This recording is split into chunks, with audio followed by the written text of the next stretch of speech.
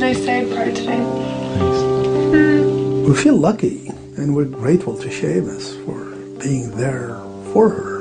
And they have this wonderful relationship of love and respect.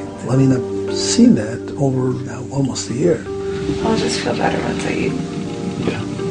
So when's the last time you took your medicine? And it seems like the disease is not a part of the picture. Maybe the disease, this experience brought them closer together. And it's wonderful to watch as a parent.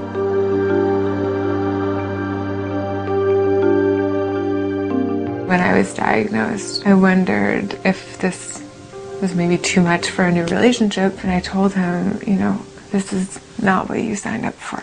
I also don't want you to feel like you have to stay in a relationship with me because of what's happening.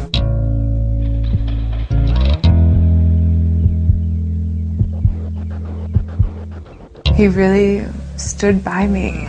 Hey, it's almost midnight and I'm coming to see you. It's pretty. He slept by my hospital bed in a cot every single day, keeping me company and taking care of me. And that was a really amazing and touching thing for me.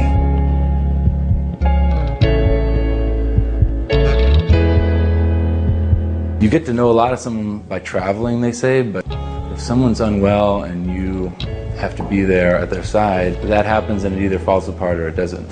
It's Thursday, June 15th. I think there's a change that happened when Suleika became sick, in the sense that this is such a powerful thing to happen to someone that you love.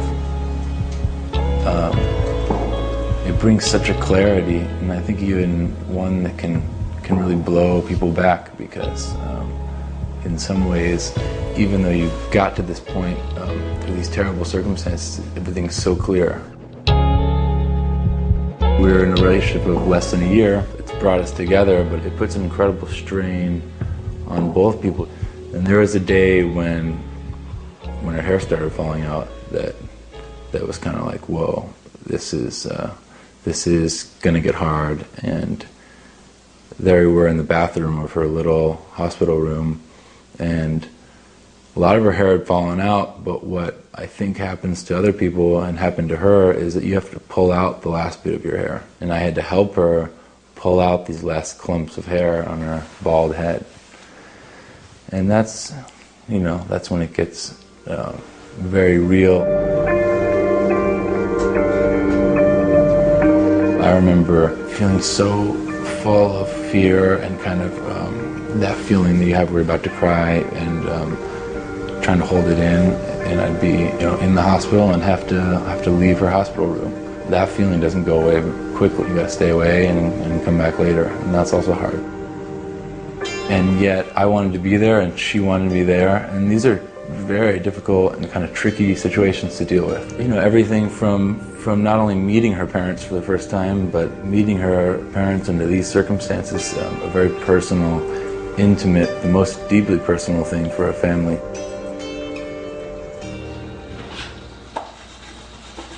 With the news of her diagnosis came Seamus, whom we had never met. She had just started talking about it. It was really that new.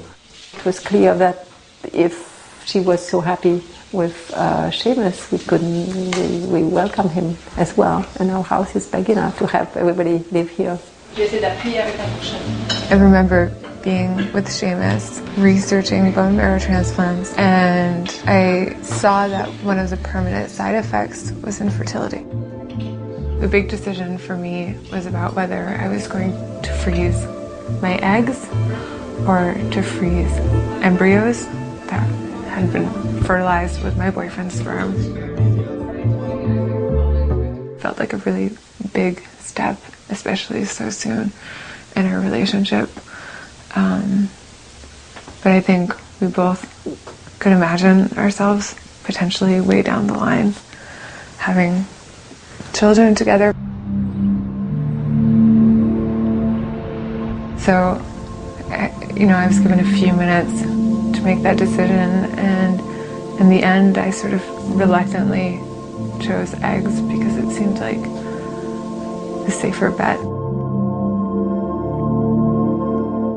Illness does weasel its way into every aspect of your life and every relationship, no matter how good it is.